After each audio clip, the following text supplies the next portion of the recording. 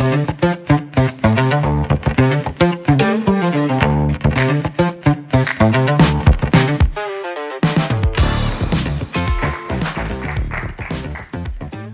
muy buenas tardes. Voy a empezar así rápidamente por hacer un desglose de lo que va a ser la charla. Voy a intentar no enrollarme mucho, pero no prometo nada porque me gusta mucho el sonido de mi propia voz. Pero lo primero que vamos a ver va a ser los primeros 10-15 segundos de un vídeo, de un trailer de un videojuego de Warhammer, que va a ser... no es el foco de la presentación, pero es troncal, porque es el ejemplo más mediático, más famoso y el que más ejemplos hay, tanto de ilustración como de cualquier multimedia que exista, o sea, cine, serie, animación, videojuegos. Así que si podéis mirar al proyector un momentico. Ahí veis las palabras aparecer de In the Grim Darkness of the Far Future, there is only war. Después de ese increíble inglés, vamos a salirnos y empezar la presentación. Esa frase es básicamente el motivo por el cual esta presentación existe en general. La frase de In the Grim Darkness es la que le dio el nombre al subgénero y más adelante lo vamos a ver. Pero primero voy a presentar un poquillo para la gente que no me conozcáis y para que veáis que al menos sé un poco de lo que hablo. Yo soy, como ha dicho Fátima, ilustrador freelance. Me dedico ahora mismo, por suerte, solo a dibujar y puedo vivir de ello. Vivir como término generoso, pero se puede hacer. Me especializo más en portadas, como veréis ahora, y os voy a contar un poquito sobre mí. Yo me crié viviendo de la fantasía, básicamente. Yo, excepto Tolkien, me he leído de todo, y de Tolkien me lo han contado muchos amigos que les gusta, así que como si me lo hubiera leído. Hace 1 año y medio ya, casi 2 años, porque estamos en 2026 y el tiempo pasa, me gradué de la Escuela de Arte en Ilustración, hice un Erasmus en Francia en estudio de animación y antes de eso había estado 3 años en la Escuela de Arquitectura, que no me salió muy bien, porque curiosamente en arquitectura no te dejan dibujar tanto como uno pensaría, es más aquí en España una ingeniería que otra cosa. Me gusta mucho dibujar cosas que encajan mucho con el grimdark, así que es un tema que trato mucho en el día a día, tanto con las cosas que me gusta consumir como las cosas que me gusta dibujar, como las cosas que me piden dibujar. Aquí podéis ver unas pocas de mis obras en temas más singulares, como por ejemplo los videojuegos me gustan mucho. El personaje de la izquierda es Mesmer, de Elden Ring, que no sé si conoceréis las sagas de Dark Souls y Elden Ring, más adelante las hablaremos un poco. Y El Penitente de Blasphemous, que es un videojuego indie español que también pilló mucha fuerza hace un par de años y sacaron el segundo y siguen siendo un firme estandarte de lo que se puede conseguir aquí en España y no tienes que irte fuera para trabajar de ninguna cosa artística. Vamos a hablar un poquillo de mi proceso, para que veáis que no saco las cosas de la nada y de que me pienso un poco las cosas antes de dibujar. Y vamos a empezar con El Hombre Iluminado, de Brandon Sanderson. Soy muy fan de Sanderson, aunque últimamente me he desenganchado un poco del tren y estoy ya investigando más temas indie porque hay mucha literatura buena que está saliendo, sobre todo de fantasía oscura y grimdark. En esta novela, el protagonista es un hombre que viene de otro planeta, a un planeta que también es completamente alienígena, es más pequeño que el nuestro, y el día dura alrededor de unas 5 o 6 horas. ¿Qué pasa en este planeta? El sol, cada vez que toca la Tierra, la prende en llamas, entonces no se puede vivir nunca en la zona iluminada del planeta y tienen que vivir en ciudades volantes construidas de máquinas más pequeñas que van siempre volando en la noche del planeta y alejándose del sol. Muy interesante, me gustó muchísimo. Y aquí podemos ver un poquillo el proceso de cómo hago el boceto en blanco y negro siempre, con las formas generales por delante. Me gusta mucho trabajar con la silueta, me gusta mucho trabajar bidimensionalmente. En parte creo que por culpa de la arquitectura, porque los planos, las secciones y todo lo que tenga que ver con la bidimensionalidad lo he sacado de ahí, básicamente. Y el proceso de boceto, el dibujo hecho y ya el mock-up de cómo se quería eso. Esta portada me ha servido mucho para trabajar en mi portfolio y este año pasado me ha permitido trabajar en varias portadas más americanas y de aquí de España. Y una de las últimas que más me ha gustado y que más encaja con este ciclo es la portada de Gore Mage, que básicamente significa el mago de entrañas. Es una obra independiente también, de una persona que está autopublicando. Los artistas pequeños nos ayudamos entre nosotros. Y es una escritora americana que básicamente propuso la idea de un libro donde la magia está principalmente basada sobre la sangre y matar a Dios. También hablaremos de Nietzsche más adelante porque me encanta la filosofía, pero eso es dentro de un rato. Al principio de la conversación con la escritora me dijo que quería meter un montón de simbolismos, quería meter petirrojos, muchos órganos, flores de lirio y también incluso Venus atrapamoscas porque tenían algo que ver con la temática de lo que pasaba en el libro, mucho simbolismo. Al final, curiosamente, después de todos esos ejemplos que me dio, salió menos de lo que pensaba. ¿Queréis adivinar cuál de las portadas que propuse fue la que salió? La del corazón. La del corazón, la última. Hay gente que sabe ya la respuesta porque ha hecho trampas. Abajo a la derecha. Va ganando la abajo a la derecha. Ahí por el fondo, ¿alguien que quiera apostar? Yo me la juego también abajo. Abajo a la derecha. Muy buen ojo. Fue la que salió. Le gustó más el rollo de tratar con la divinidad como algo corrupto y algo que se destruía, y al final fue mucho más simplista, mucho más simplificada la idea, pero con una composición triangular, que es una cosa que a mí me gusta mucho hacer, porque soy un básico, y una línea que unía la portada con la contraportada, que es una cosa que a mí me encanta hacer, porque yo creo que el diseño gráfico de un libro tendría que ser algo más envolvente, porque la persona normal lo que hace cuando coge un libro es girarlo para ver de qué va. Entonces yo creo que un elemento gráfico que guía al posible lector desde la portada a la contraportada es una cosa muy interesante. El triángulo ese que corta un poco la parte donde iría la sinopsis es porque tenía que tener un hueco para el código de barras, era una cosa que me dijo obligatoriamente, y dije, pues mira, encaja muy bien con el proyecto, así que vamos para adelante. Y otra cosa que hago también mucho son carteles. Este es un ejemplo de lo último que he hecho, que casualmente tiene que ver con el ciclo del Festival Sombra, que es mi propuesta para el concurso que hacen aquí en Siete Héroes. Estos son unos bocetos que hice al principio, ahora veremos un vídeo un poco del proceso, pero ya os digo rápidamente que el tercero no lo vais a ver. No fue muy buena idea, está un poco basado en el Puente de los Peligros, porque tiene que tener un elemento claramente murciano, y yo, donde veía un elemento religioso, veía una oportunidad. Al final me decanté más por la catedral, porque es la niña de mis ojos. Ya lo veremos más adelante, cómo tiene también importancia a la hora de poner ejemplos sobre lo que es el Grimdark, pero básicamente voy a poner el vídeo y os voy contando. Aquí está. Vale, para que veamos un poco más... VLC, Víctor. ¿Solo una vez? Ah, VLC. Mejor. Ok. Oído cocina.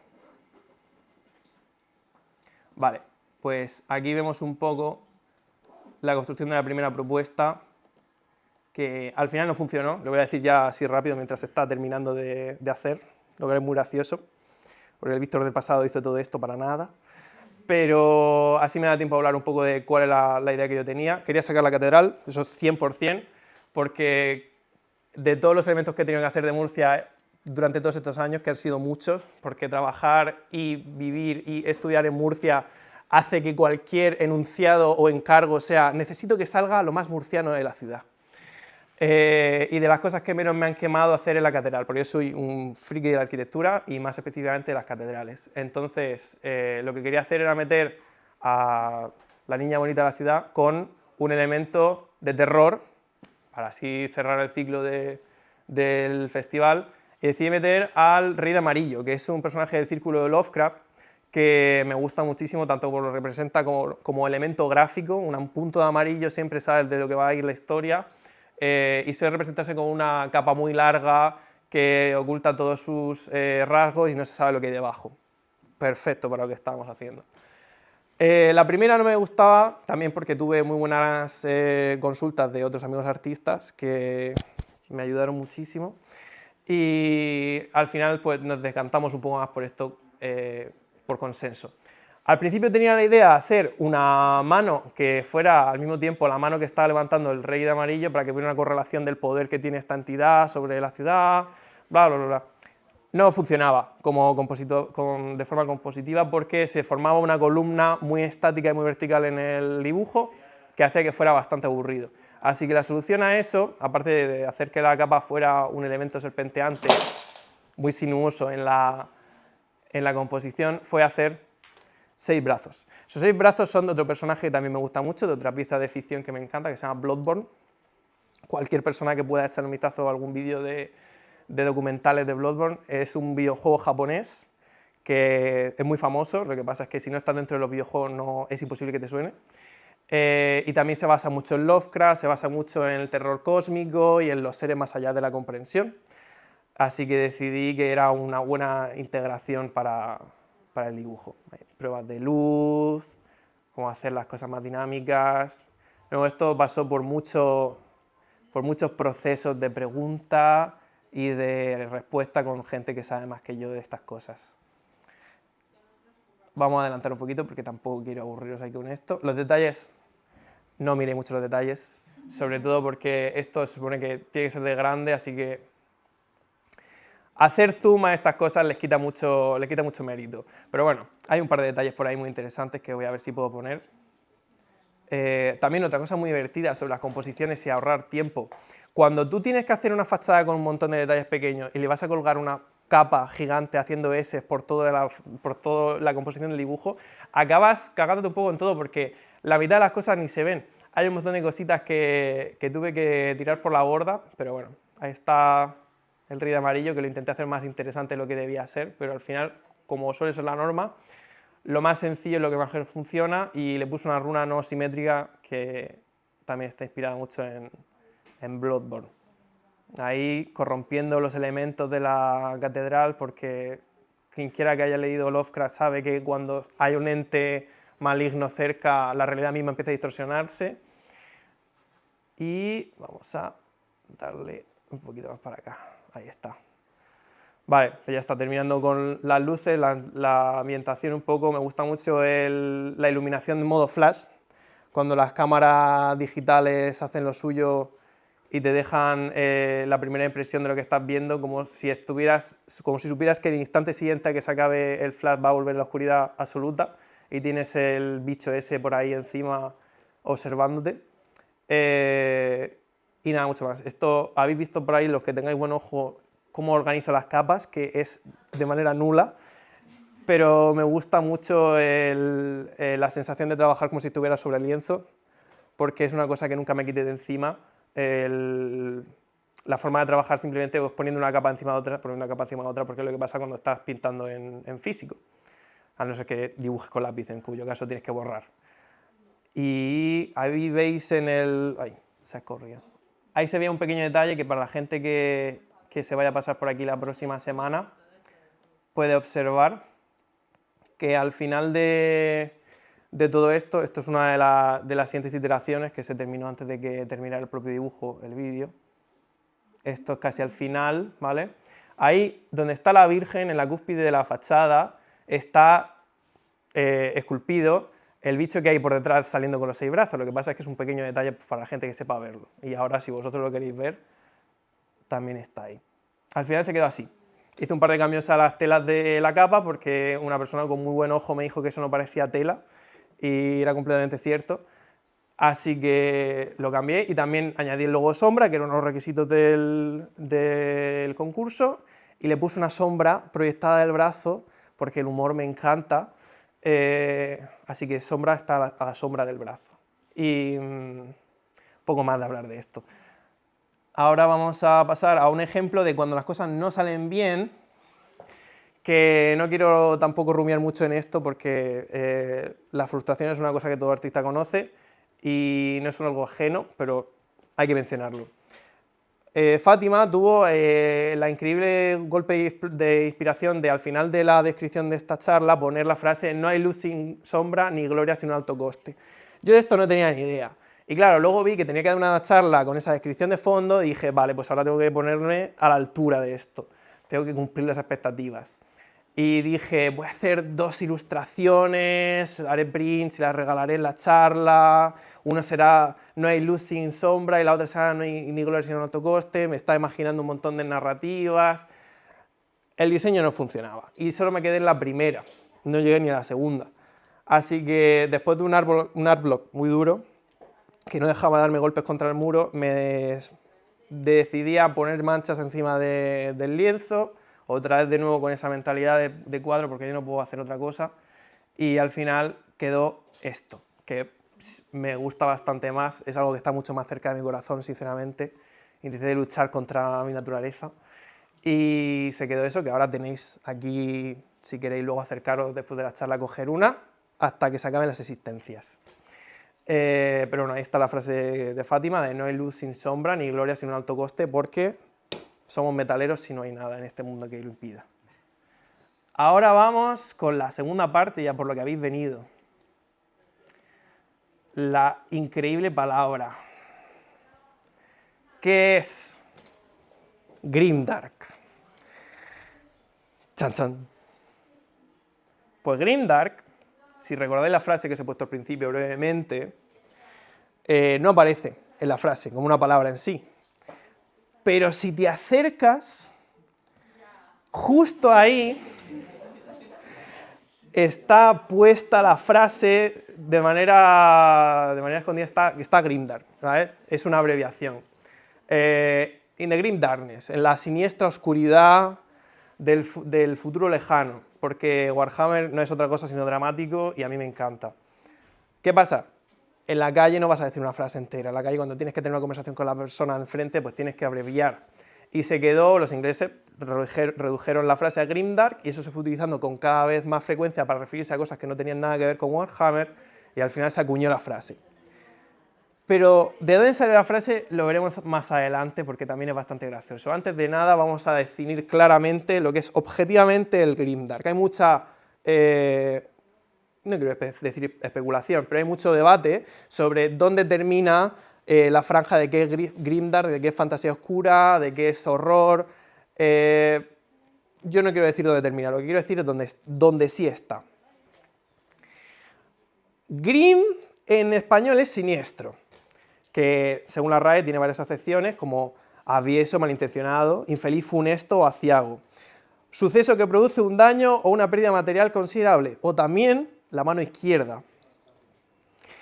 Dark significa oscuro, que carece de luz o claridad, confuso, poco inteligible, desconocido, mal conocido o misterio, o de color oscuro. Las posibilidades son ilimitadas. Pero ¿desde cuándo es el Grimdark? 1987. 1987 fue cuando se acuñó la frase que le dio luego vida a esta palabra, y claro, ¿de qué oscuro rincón, de qué siniestramente salió esta frase? Pues, muy curiosamente, de una caja de juguetes colorida, porque Warhammer, por mucho lavado de cara que tenga y por mucho drama y lore que exista, que me encanta por ello, no deja de ser, para no engañarnos, una línea de juguetes. Juguetes que antes estaban enfocados a niños, ahora lo siguen estando, lo que pasa es que pues, tenemos poder adquisitivo, ¿no? Entonces nos lo podemos comprar con más gusto, pero ahí podéis ver que de oscuridad nada. Hay un montón de elementos rococó, sí, que eso también lo veremos, que también entra dentro del Grimdark, un montón de calaveras y un montón de pistolas. Y ahí, debajo de la caja, pone In the grim darkness of the far future, there is only war. 1987, el año que viene cumple 40 años la frase. Claro, el contexto de que Warhammer ha cambiado muchísimo, porque Warhammer al principio era simplemente un spin-off de una línea de fantasía que tenía Games Workshop, que era, pues, ¿qué pasaría si la fantasía de orcos y elfos estuviera en el espacio?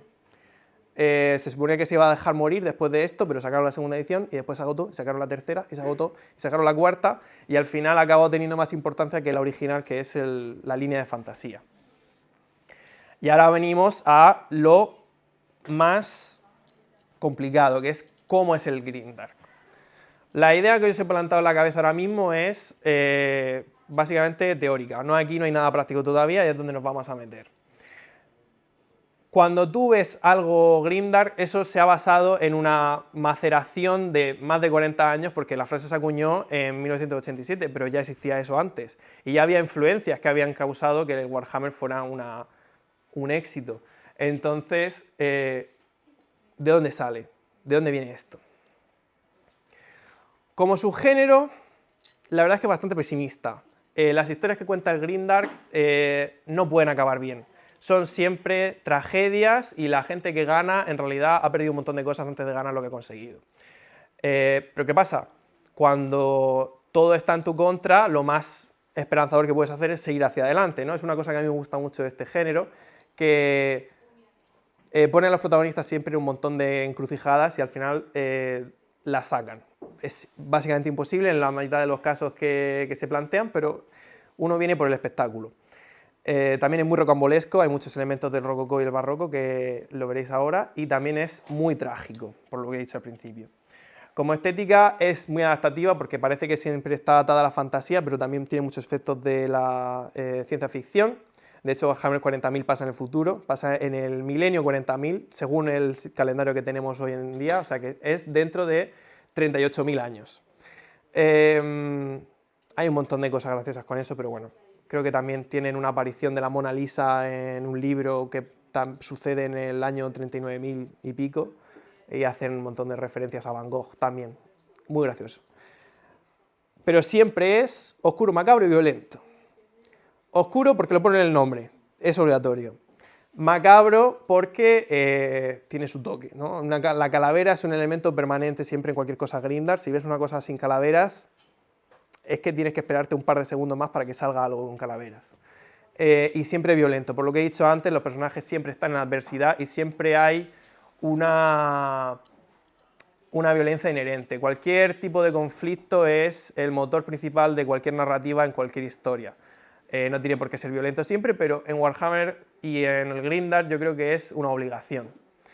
Ya sea violencia más pasiva, como un gobierno opresor o un sistema dogmático de burocracia, o como directamente una guerra y una pelea en un callejón oscuro. Siempre hay violencia en el grimdark. Vámonos a los orígenes históricos. Y aquí vamos a hablar un poquito también de filosofía y arte. El gótico empezó como un estilo arquitectónico, que a mí me gusta mucho, y su foco principal es llevar a lo que era el creyente, ¿no? La persona que visita la catedral, a un espacio elevado, a un espacio que se alejaba de lo terrenal. Conseguían esto a través de techos súper altos, luz y oscuridad.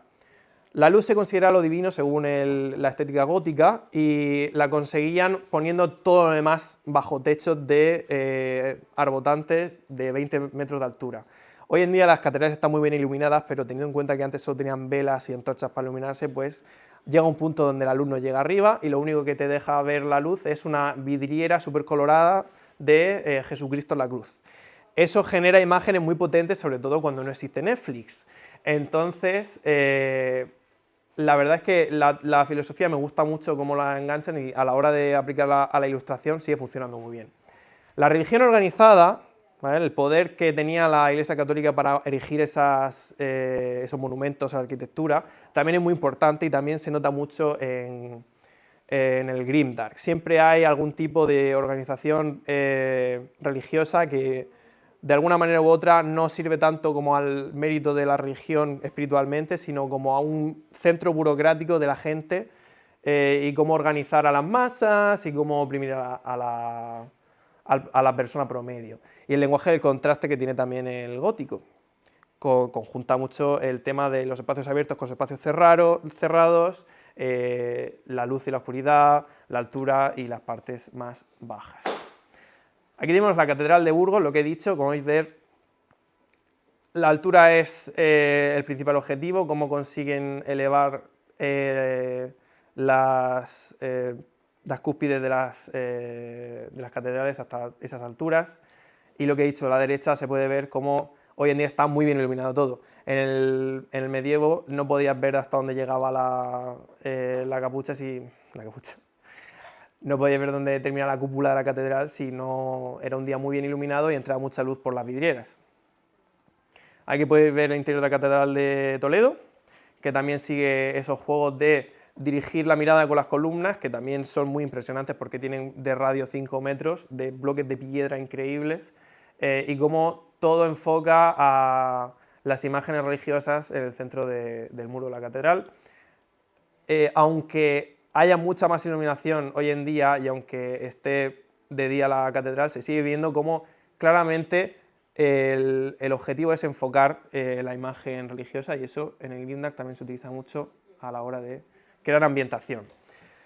El barroco, que si no sabíais, dato curioso, el barroco viene de una expresión que se utilizaba para llamar irregulares a las perlas que no eran perfectas cuando se utilizaban para la orfebrería, que se llaman barruecas, y quien esté mucho tiempo en internet pues le sonará un poco a chuecas, que es muy gracioso. El barroco se creó como un movimiento reactivo que al principio era tratado como algo despectivo, porque era muy grotesco, muy sobrecargado, era irregular, rompía con las reglas y era muy dramático, lo cual pues no agradaba mucho a los que eran muy serios y muy comprometidos con mantener una fachada de tranquilidad. Luego esto se acabó adaptando a lo que era el libro visual común, porque la gente acabó cogiendo el tranquillo a esto y pues lo nuevo siempre rompe mucho y siempre marca tendencia. Tenemos aquí a nuestra querida Catedral de Murcia, de nuevo, porque es una catedral barroca, entre muchas cosas, porque tardaron creo que 200 años en terminar de construirla. Y a la derecha pues, vemos lo que estaba diciendo de la ostentosidad y la decadencia de lo que era la iglesia por aquel entonces, ¿no? O sea, no solo ahora las cosas tenían que ser bonitas, sino que tenían que ser súper sobrecargadas, tenían que estar bañadas en oro y tenían que tener en el centro un cuadro de 5 metros de alto por 2 de ancho de Jesús en la cruz. Todo lo que empezaba antes por ser mirado con rareza, porque se basaba mucho en la recargada y en hacer las cosas barrocas, se apropió un poco eso la iglesia y empezó a utilizarlo para su propia propaganda porque vendía muy bien. Del barroco tenemos a Velázquez, que es una persona que yo he tenido su pelo durante varios años. La imagen no se ve muy bien en la pantalla, pero bueno. Fondos oscuros, personajes con siluetas remarcadas, la dirección de los movimientos de las miradas, era todo muy dinámico para la época, sobre todo teniendo en cuenta que se salía mucho del clásico pintor de figuras religiosas y ya está. Hizo muchas innovaciones en su tiempo, como por ejemplo pintar las meninas, que se supone que es un retrato de los reyes, pero metió un montón de personajes que en la época se consideraban muy raro pintar, como por ejemplo la famosa enana que tiene ahí de las meninas. Eso era una cosa, vamos, muy rompedor, porque ¿cómo no vas a pintar a alguien guapo? ¿Cómo no vas a pintar a alguien que se vea claramente que es el mejor ejemplo de la raza humana? Entonces, aparte de incluirse él también, que era como muy soberbio, pintaba de todo. A la derecha tenemos la fragua de Vulcano, que también se caracterizaba mucho por el movimiento que tienen los personajes, son muy fluidos. O sea, sé que parece ahora un poco estático para nuestros estándares modernos, pero para entonces era muy dinámico. Aquí tenemos a Caravaggio, que para mí es mucho mejor para enseñar por qué el barroco era tan rompedor. Todas las escenas son violentas, como he dicho antes, hay un montón de dinamismo.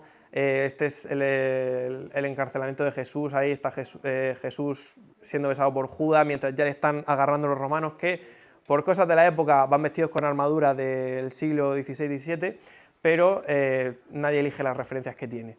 Entonces, aquí podéis ver que mucha oscuridad también, las luces son muy contrastadas con el fondo, se utiliza mucho el dramatismo a la hora de enseñar la imagen.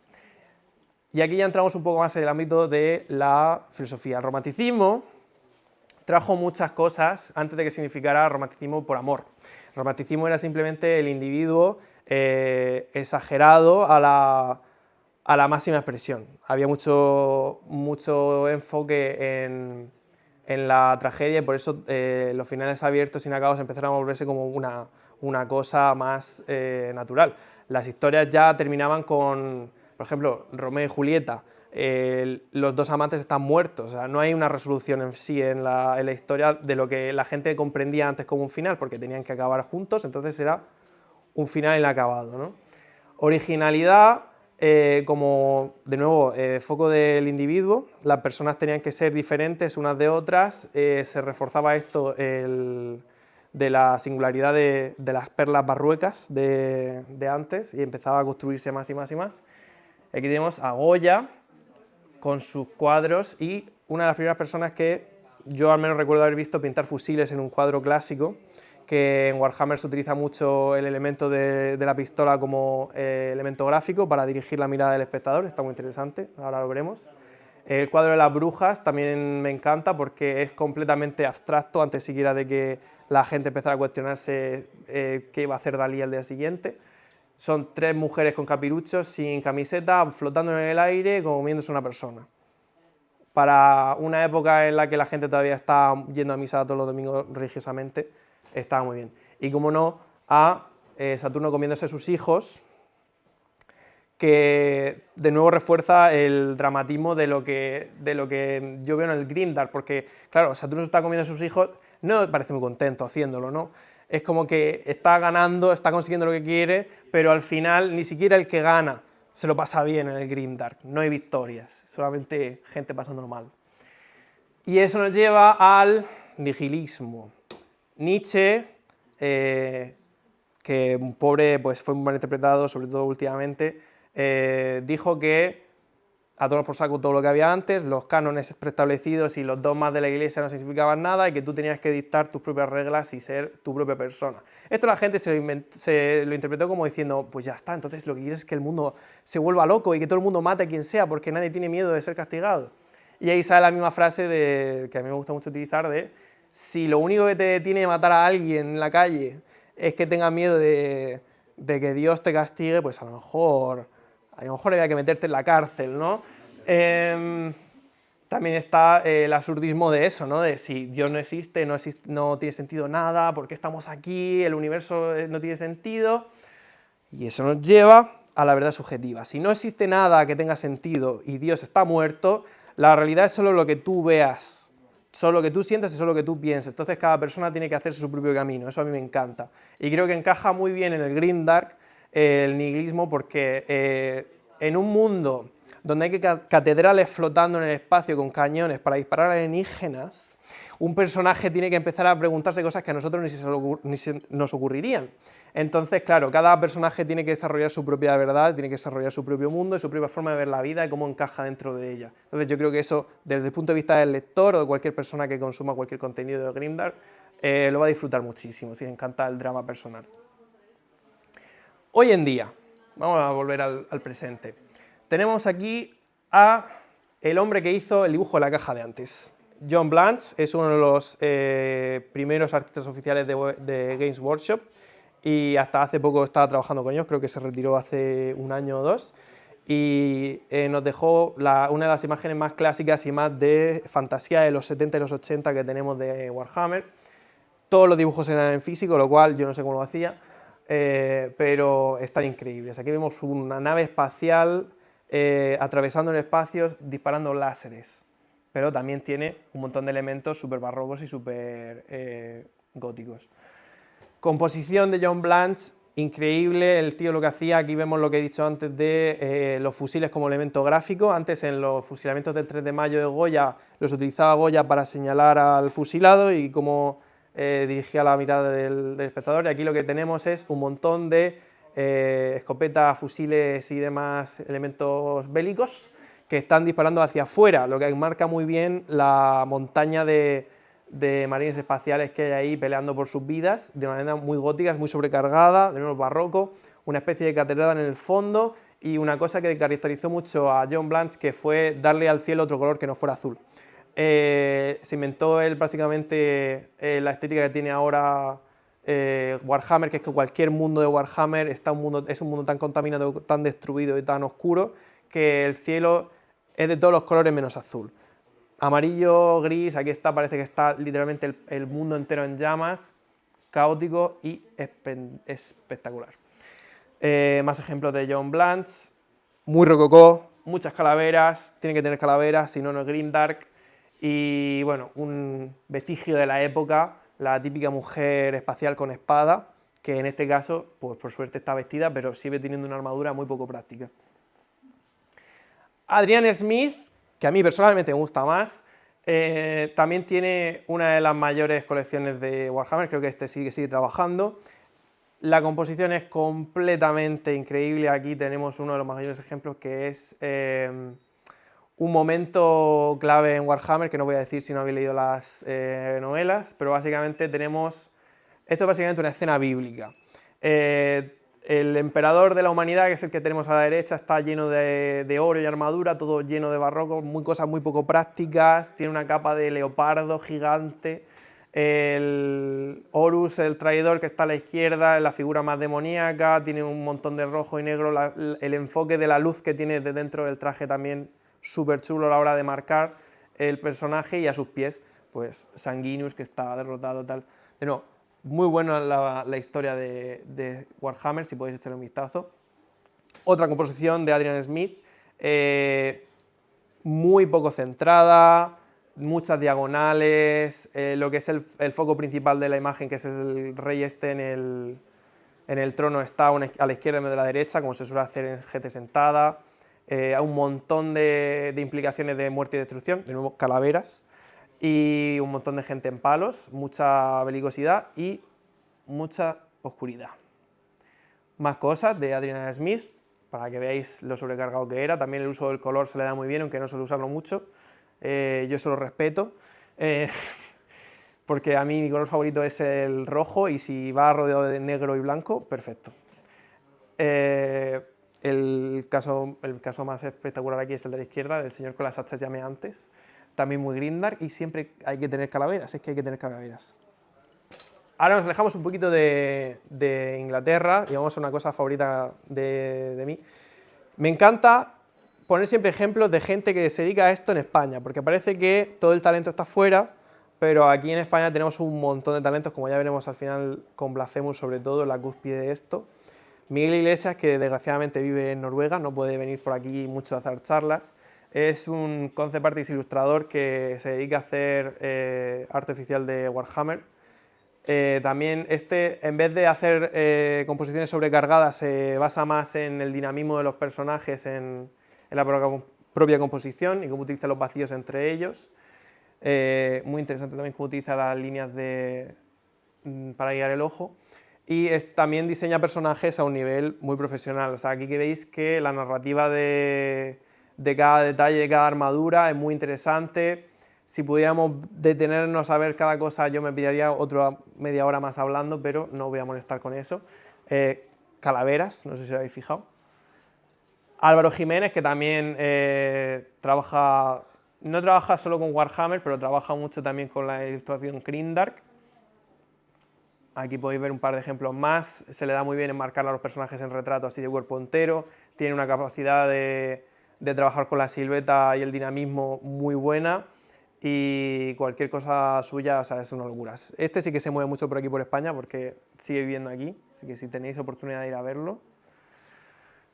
Y ahora vamos a cerrar ya, vamos a ir cerrando, que me estoy colando un poco del tiempo.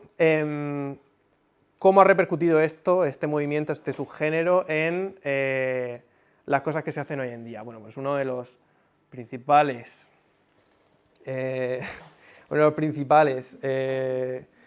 ejemplos de lo que es grimdark y de lo que lleva siendo grimdark durante muchos años, porque, de nuevo, no empieza la influencia cuando se acuña el término. Kentaro Miura con la serie de Berserk, muy dramática, muy rococó, los paneles están preciosos, la habilidad que tenía con la línea de este señor es perfecta, una pena que haya fallecido para terminar su obra, pero muy buen ejemplo, si podéis echar un vistazo. Dark Souls, una de mis cosas favoritas del mundo, uno de los juegos más difíciles que existen, pero muy recompensante, porque la habilidad que te hace ganar no tiene nombre, simplemente la capacidad que tú tienes de adaptarte a un juego. Muy disfrutable, pero sí es verdad que requiere sus horas. Yo la mitad del placer que derivo de esto es los escenarios que tiene, las armaduras que tiene, y lo que es que se inventen catedrales inexistentes, nuevas, enteras, para hacerte una zona en la que pasas 10 minutos. y eso es una, porque tiene como 90. Hermoso. Blasphemous. Ojalá poder llegar a trabajar en el estudio que hizo Blasphemous, que se llama The Game Kitchen, están basados en Sevilla, son muy andaluces, y como son muy andaluces, hicieron un juego en el que tú eres un nazareno. Eres un nazareno, no solo un nazareno, eres un nazareno que lleva un cono de metal, una espada de espinas, y estás en un mundo que básicamente vive eternamente en la Semana Santa. Es hermoso. Como es lógico, esto se hizo súper famoso y triunfó, y sacaron el segundo juego, que es mejor que el primero, según me han dicho. Todavía tengo que jugármelo. No sé si os acordáis al principio donde he puesto uno de mis dibujos, es un dibujo del nazareno este, porque muy fan de Blasphemous, una de las mejores repercusiones de nuestra cultura en el género Grimdark. Si podéis mirar el artbook o cualquier cosa de este juego, miradlo. Y ya para terminar las repercusiones, en la literatura actual, porque la literatura de Warhammer tiene ya 20 años, más o menos 20-10 años, aunque siguen sacando hoy en día libros, porque tiene Games Workshop una pila de escritores sacando libros como pizzas. Hay cosas más independientes que están saliendo últimamente, como Between Two Fires, de Christopher Bullman. Es un autor indie independiente de América, que se ha dedicado a hacer, pues nada, o sea, ha tenido mucha suerte. Esta novela la autopublicó él, se hizo famosa en TikTok y ahora nos ha llegado traducida aquí a España, así que yo me la voy a comer con patatas porque la gente solo dice cosas buenas de ella. Es muy oscura, tiene muchos elementos de terror. Hay un colega mío que ha tenido la suerte de hacer una portada alternativa para una editorial en Inglaterra, muy chula. Los Diablos, de Joe Abercrombie, tampoco me lo he leído, pero he escuchado cosas muy buenas de gente muy cercana a mí. Tiene una sátira muy, muy potente este hombre, pero el mundo en el que pasan las cosas es completamente grimdark, es una especie de Europa medieval fantasizada. Hay elfos, hay magos, hay demonios, hay hombres lobo. Lo que pasa es que coge todos los elementos que hace en una novela grimdark y los ve más desde un punto de vista de la sátira, ¿no? Hay mucho humor oscuro en este libro y yo lo recomiendo mucho por las cosas que me han dicho, pero todavía me lo tengo que leer. Y Salir de cenizas, de nuevo, ejemplos españoles. Carlos de Urarte, uno de los escritores más en alce del Grimdark y del Oscuro, que trata de una historia que pasa en una aldea gallega, también de la Edad Media, donde empiezan a pasar sucesos extraños que tienen que ver con las iglesias que hay por allí. Muy chulo también, muy oscuro, muy dramático, y cierra con un giro muy interesante que ya tiene segunda parte, está empezando a sacar, así que ojo, cuidado con eso. Os voy a dejar sueltos ya. Conclusiones. Aquí ya si queréis decirme cosas, podéis perfectamente. Yo lo que quiero decir más que nada es gracias por venir a sentaros a que te la chapa. Y del género, lo que tengo que decir es que es una de las cosas que más me gustan porque reivindica mucho lo que de pequeño uno piensa pero no le puede decir a sus padres, que es que lo que quieres es la mochila con calaveras y fuego, y quieres llevarte ese estuche que tiene una espada con sangre al recreo y decir, mira qué chulo, pero claro, muchos padres piensan que eso puede desarrollar conductas homicidas en los niños, así que por una cosa o de otra estamos aquí hablando de calaveras, sangre y oscuridad. Me encanta. El arte barroco me encantaba de cuando no podía experimentar estas cosas porque no tenía un conocimiento general de lo que era el internet. Me gustaba mucho las noches de lectura de mi padre, que me dormía a los 6 años leyéndome Moby Dick, y bueno, supongo que eso ha tenido también sus repercusiones en los gustos que tengo ahora. Soy muy fan de las espadas, hay muchas espadas en Grimdark, y aparte de lo que son la estética, no sé si os habéis fijado, pero le da muchas vueltas a de lo que van las historias, de lo que tratan las historias que cuenta este género, o al menos de lo que puede llegar a ser, porque escritura mala hay en todos lados. Me gusta mucho la adversidad de los personajes, me gusta mucho cómo se sobrecargan esas historias de sufrimiento, porque conforme peor es la oscuridad, más fuerte brilla la luz, o la ausencia de ella. Pero no sé, creo que se puede sacar muchas lecciones de vida de una historia en la que hay una catedral flotando en el espacio disparando cañones. Creo que es muy, muy inspirador. Y nada, si tenéis alguna duda de esto, algún comentario que tenéis que hacer, podéis decir también vosotros lo que queráis. Y si no, pues nos vamos. Pues muchas gracias por venir. Espero que os haya servido de algo. Yo me he quedado súper a gusto.